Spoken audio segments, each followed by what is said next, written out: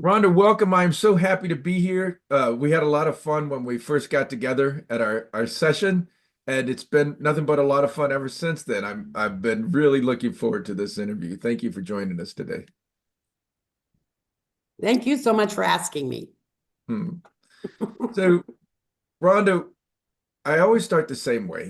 You've been managing for more than a year or two, and how did you get started in the convenience business, and how did you wind up being a store manager? Well, I actually started a long time ago. I was like 18 when I got out of school. I got beauty school and I had my own shop. Mhm. And then I went from there, I went to retail management. And then I just stumbled upon the convenience store. I did a little bit while I was in school with my mom. She had a convenience store, and I absolutely love it because I like the quick pace. Mhm. How long have you been with the brothers? I've been with them just over 9.5 years. What was your first job with them? My first job was with them. I was a manager at another local convenience store, and they came and solicited me to come their way. Okay. So before you were the store manager, were you a cashier or did you just jump straight into management? I went straight into manager because I was store manager at the other company I worked for. So they took me right on as store manager here. At that previous company, what was your first convenience job? Was it a store management job from the beginning? Yes, it was. Yes, it Okay. was. So your Except for experience came from running your own business, doing the hairstyling, doing some other retail. When you came into convenience, you were actually already starting as a manager. yes, sir. Yes, sir. Well, that's very unusual. Most that I interview have started as a cashier and come up. So what did you bring from running your own business, from the hairstyling, and from your other retail that helped you along the way? Most of it was teamwork. And as I say, I live by the rule of I draw a line in the sand, Hmm. and that's where I hold my people to is I hold myself high to a high standard and I hold my people high to a high standard. And they know that from the very beginning. We talk about it in my interviews.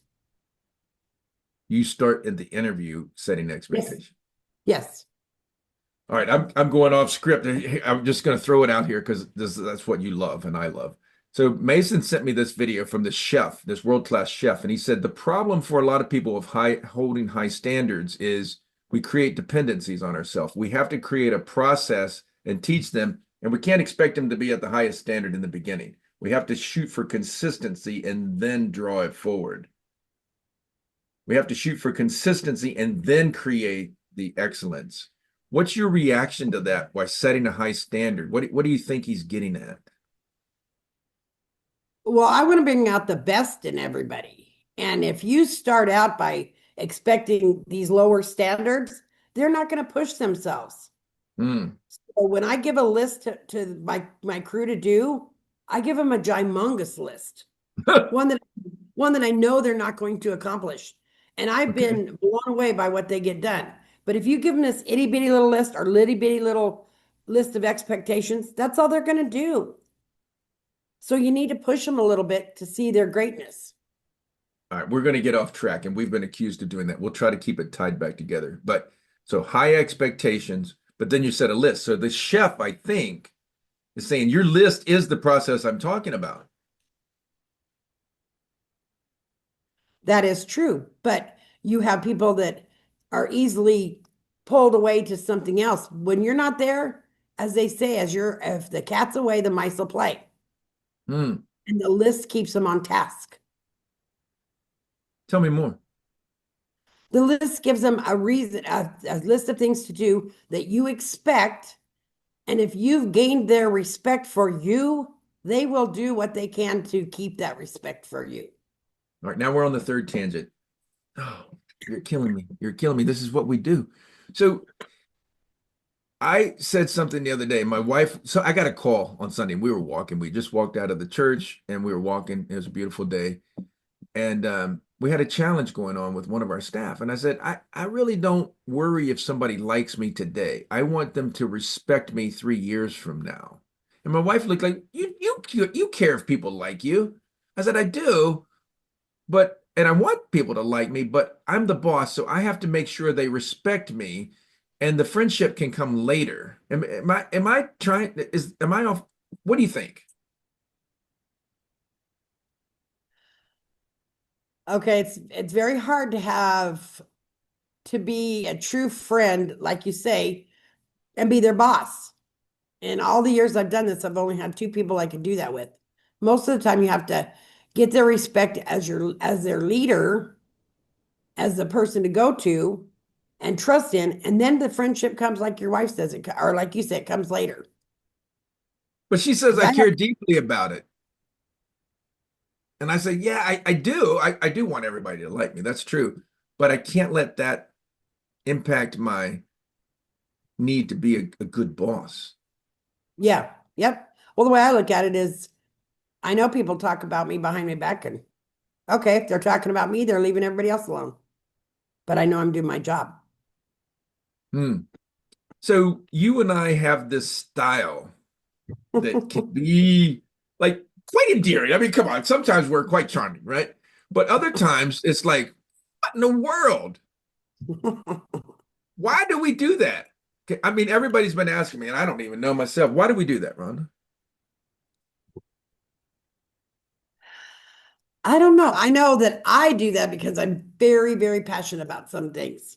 I'm very passionate about things, certain things, and want these things to be, I want always to have our best foot forward. And Mm, I always want my best foot forward. mm. But I've had the times where it's not been so good. So That's the problem. When we get passionate about things, we expose ourselves and our vulnerability and our humanness comes out, and sometimes we make mistakes, right? correct. Yep. Yep. I've made a few mistakes, Hmm. more than my share, I'm sure. Thank goodness, right? That's what gives it. I got this that's on this side. I can't. You know what they call that now at the dermatologist? A wisdom marker. Why So don't I've I got have I've one? got I've got medical proof I'm wise. And I said, well, I've never heard of a wisdom marker before. Is that anything like an age spot? And she just looked at me and said, wisdom marker. But they're hard earned, aren't they? Yes, yes, they come along. They come with lots of bruises and lots of hurt feelings sometimes, but you Huh. work it out. But I think Makes you we're better. getting better at that, don't you? Oh, absolutely. Yep. Yep. It's hard to run on the ragged edge like we do. What's the secret for being on the ragged edge, keeping the respect, getting the best out of people, and making people safe enough that they don't mind pushing forward? You probably won't like this, but fly by the seat of my pants, as my mom says. I don't, I have a plan, I have a master plan, but you're dealing with all kinds of personalities and different kinds of people. So you may have to change on the fly, but that's a part of it that I like so much. I Is like, that why we need the wisdom markers, though, to be able to change on the fly? We've made so many mistakes. yep, I believe you're correct. Yep. I have one right here. So it's not exactly the seat of our pants. It's this, except in it's the seat of our experience, if that's what you mean by the pants. That's our experience. I think. Am I on track? Oh yeah, yeah, you're correct. Absolutely correct. It's just my mom's way of saying it. Yeah. Yeah. My ex-wife used to say I was so full of, the S word, my eyes were brown. But and sometimes people when we're outgoing and we're really positive, they think that we're like manipulating or BSing or something like that, right? But I don't think it's coming from a place of insincerity at all for us. It it's not. It's experience, and I don't want to. I because somebody like that is they're always telling you how good they are, and I've done this, and I've made more money at it. I blah blah blah blah blah. I'd rather, as the opportunity comes up, share my wisdom then instead of be this one that tells you, yakety yakety yak. One more thing before we wrap up. This has been so much fun. Thank you. You started with high expectations. Tell me why you have so much high expectations for people. Some of them you don't really know that well.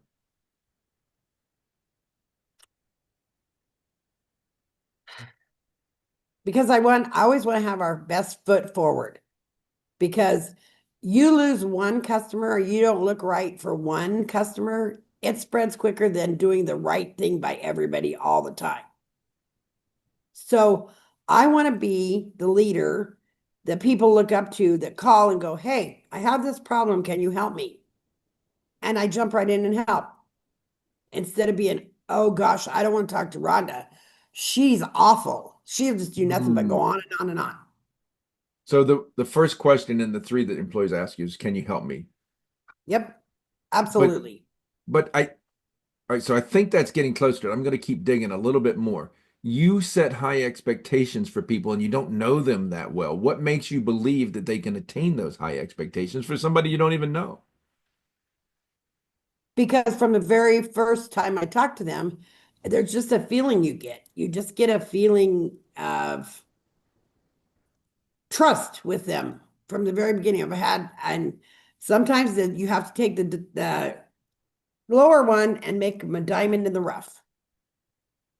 So the second question is that employees ask. The first one is, can I help you? The second one is, can I trust you? So you start by giving them trust with this feeling in the hiring process. And there's only one From, more. yes, But why do you want that person so much to succeed? And why do you believe in them so much after you get this feeling?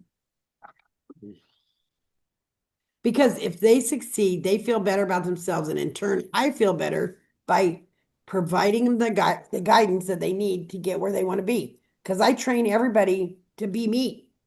I want them to take my job. And Hmm. in turn, I have like four people that can, if I wasn't there now, it's no big deal. I got people that'll take care of it because I train them that way from the very beginning. Oh, that's the fifth tangent. I was trying to wrap up. All right. So the third one is, let me come back to it. Do you care about me? Can you help me? Can I trust you? And do you care about me? And I think that high expectation, I'm just going to throw this out there, Rhonda, and just let you tell me I'm wrong or right if you want. I think you deeply care and believe in people, and those are the people you hire. I do. I do. Because I interview people if they come in and they check on their application and it's a face-to-face uh thing every day or for a couple of weeks, then I'll put my time into visiting with them.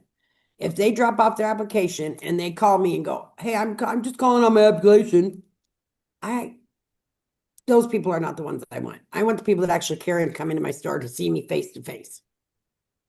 So you establish that you trust in them from the get-go, and you just know it's going to work out. Yeah, sometimes it doesn't work out, but yeah, most of the time it does. And they'll find a better place. That's often. I mean, I always tell people, I when you leave working with me, you're going to be in a better place, either here or somewhere else. But I promise you, I am going to put my energy in, and I will give you the opportunity. Yep, And yeah, yep. that's what I like.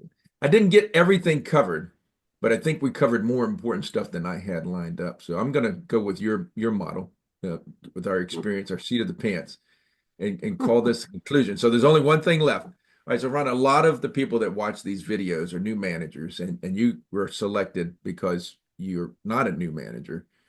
Um, what would you tell them? What advice would you give them for being a good store manager?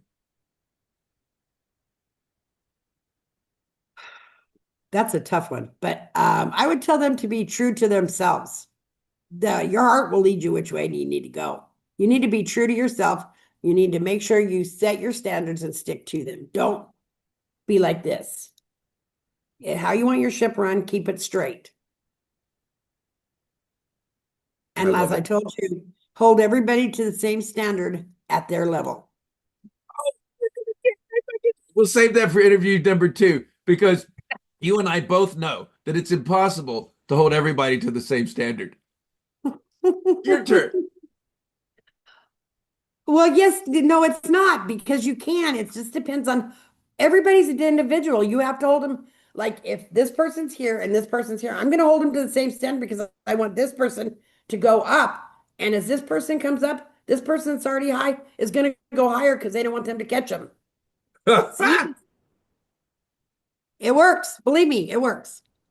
So the argument is, I think to this day, you're not treating them the same, and you're saying you are treating them the I same. am treating them the same. Yes, I have the same set of rules for everybody that works for me. I don't care if you clean the toilet, you're the CEO that walks in the store.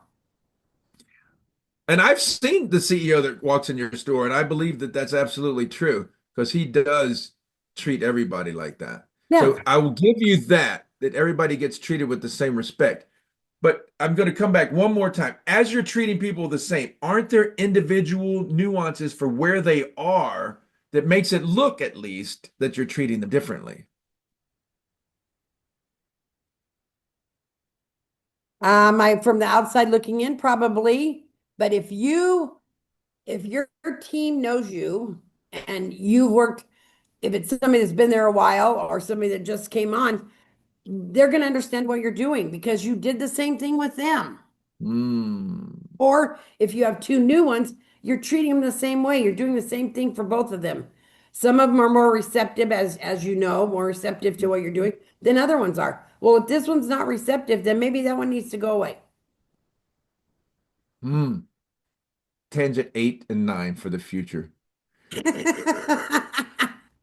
Rhonda, always a pleasure. Thank you so much for being with us today, and I will see you later this week. Absolutely. I look forward to it. Have a Bye. great, bye bye.